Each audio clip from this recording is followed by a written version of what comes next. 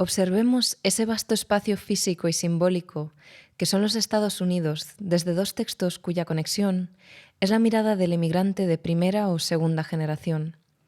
El primero es un fragmento de la novela A Single Man, publicada en 1964 y escrita por Christopher Isherwood, que nació en Inglaterra y murió en California.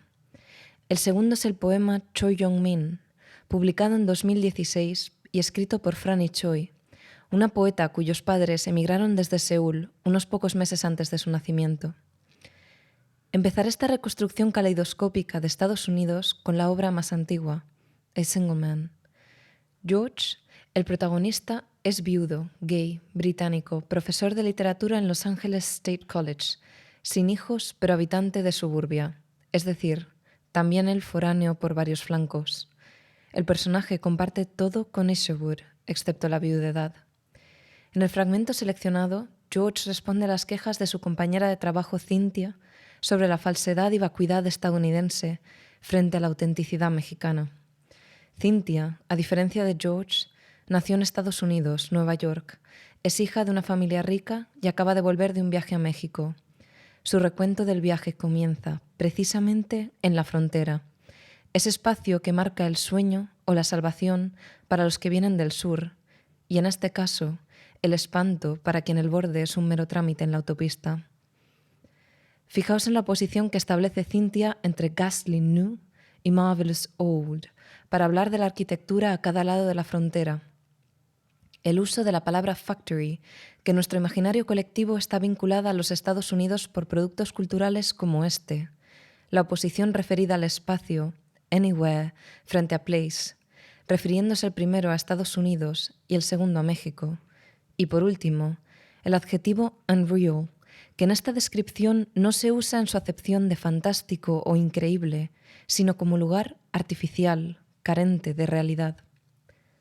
Ante esta descripción, George hace, a mi parecer, una interpretación fascinante de la cultura estadounidense a través del motel.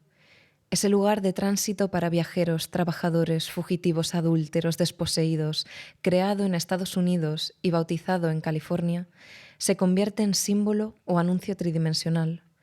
Este anuncio no es, sin embargo, el epítome de la superficialidad y el uberconsumismo, sus asociaciones frecuentes, sino el símbolo del pragmatismo, la austeridad e incluso de la trascendencia. Es cierto que la novela se publicó en 1964 y mucho ha llovido desde entonces y otro tanto se ha acelerado el capitalismo, pero no podemos olvidar que ya en 1955 Allen Ginsberg, uno de los grandes ídolos de la poesía y la contracultura, clamaba contra Moloch. Moloch's mind is pure machinery. Moloch's blood is running money. Es por esta lectura sorprendente a mis ojos, como lectora europea, y sin duda similar a la que posteriormente hará el pop art, entre la fascinación y la crítica por la cultura de masas y el consumismo, que este fragmento me parece un punto de comparación muy interesante con el poema Choi Young-min, publicado 52 años después. Ha pasado medio siglo, 1968, Stonewall, la crisis de 1970, el primer Earth Day, Roe vs. Wade, el final de la guerra de Vietnam, Apple, Microsoft, Columbine, Afganistán, Irak, el BP Oil Spill, el asesinato de Trayvon Martin, Black Lives Matter, Barack Obama, el triunfo de Trump y tantos otros acontecimientos en lo macro y en lo micro. ¿Qué lectura del espacio estadounidense acontece tras estos hitos y cambios? ¿Cómo lo experimenta una mujer cuya migración no es escogida, como en el caso de Isherwood, sino impuesta por nacimiento? Una mujer con un cuerpo y un idioma nativo visible y audiblemente diferente. A diferencia de Isherwood, Choi está en las antípodas del canon WASP. Choi Young-min comienza con la cuestión del nombre y apellido, una marca indeleble de un origen asiático. La cuestión del nombre no es banal, puede ser fuente de racismo o puede, simplemente, desaparecer tras un bautizo colonial y con él su historia y sus orígenes. Y esto aplica tanto al nombre individual como al nombre de un pueblo o al nombre de un lugar. Choi, que no es una intelectual francesa ni una mujer neoyorquina, vuelve a invocar la palabra factory para referirse a Estados Unidos. 52 años después, la asociación con la fábrica continúa.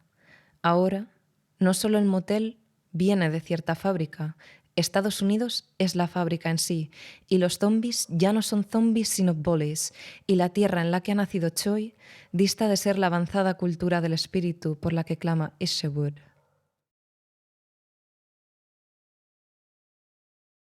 El cuerpo, la violencia y el racismo emergen en la escritura de Choi porque ese vasto espacio físico y simbólico que son los Estados Unidos muta su forma y efectos sobre los diferentes cuerpos e identidades. Unos entran a formar parte del orgulloso we, otros son constantemente recordados de su singularidad, de su diferencia.